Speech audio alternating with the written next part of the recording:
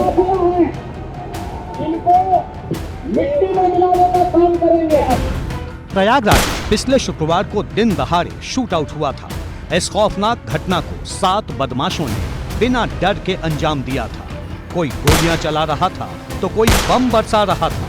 अगले ही दिन मामले में एफआईआर दर्ज हुई, लेकिन चुभने वाली बात यह है कि 8 दिन बीत जाने के बाद भी कोई नामजद आरोपी पुलिस के गिरफ्त में नहीं आया है। ये हाल तब है जब सीसीटीवी फुटेज में सभी शूटर साफ साफ नजर आ रहे हैं।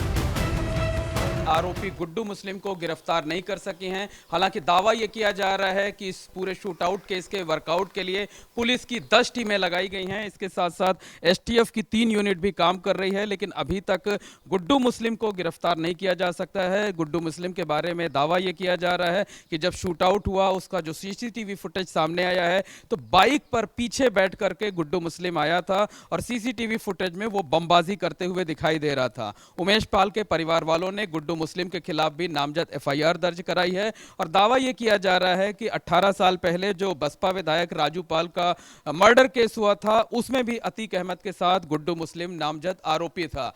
यह सच है कि अरबाज नाम के एक शख्स को मुठभेड़ में ढेर कर दिया गया, लेकिन अरबाज नामजद आरोपियों में शामिल नहीं था। पुलिस ने सदाकत खान नाम के युवक को भी गिरफ्तार किया है, लेकिन सदाकत का नाम भी एफआईआर वाली लिस्ट में नहीं है। इतना ही नहीं, जिसके घर बुलडोजर चला उनमें से भी किसी का नाम एफआईआर में नहीं है। सवाल तो बड़ा ये है कि वो गुड्डू मुस्लिम कहां है जो बीच सड़क दहशत वाली बमबाजी कर रहा था।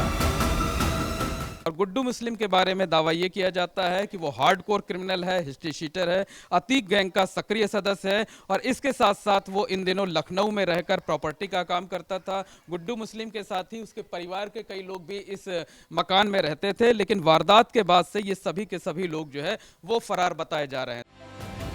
घटना के 8 दिन बीतने के बाद कई सवाल तेजी से बड़े हो रहे हैं। असली कातिल कहां है? कब पकड़े जाएंगे?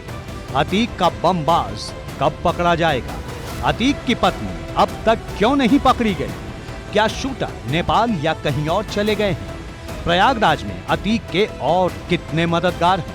उमेश हत्याकांड में मुख्तार की भूमिका क्या है? गुजरात से यूपी कब लाया जाएगा माफिया अतीक? अगर जान गई है उन बहादुर सिपाहियों के बारे में जो सरकार कह रही है, वो सरकार की जिम्मेदारी से सुरक्षा देना। सरकार को ये बताना चाहिए कि चूक कैसे हुई, सुरक्षा कर्मियों की जान कैसे चली गई, उनका इंटेलिजेंस क्या कर रही थी, उनके जो साथ सुरक्षा कर्मी चल रहे थे उन्होंने समय समय पर सरकार को क्या रिपोर्ट दी। और जो इंटेलिजेंस फेलियर है, जो उनकी वजह से घटना हुई है, इसका आरोप विपक्षी पार्टी पर नहीं लगा सकते। ये वो लोग हैं जो समय समय पर विपक्षी नेताओं की सुरक्षा कम करते हैं।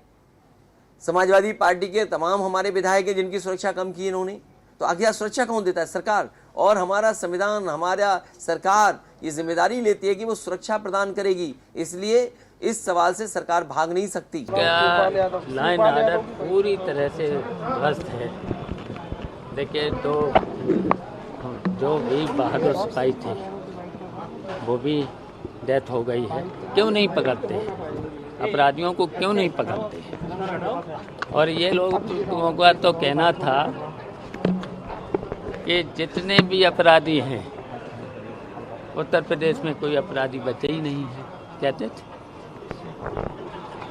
तो फिर जब अपराधी नहीं है उत्तर प्रदेश में या जेलों में हैं, तो फिर ऐसी घटनाएं क्यों हो रही हैं?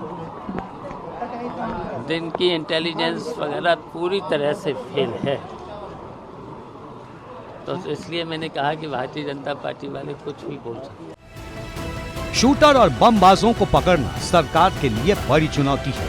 चर्चा है कि अभी तक शूटर और बमबाजी करने वाले पर जो 50-50 हजार का इनाम घोषित है उसे बढ़ाकर 5 लाख रुपए तक किया जा सकता है। एबीपी गंगा के लिए प्रयागराज से मोहम्मद मोइन।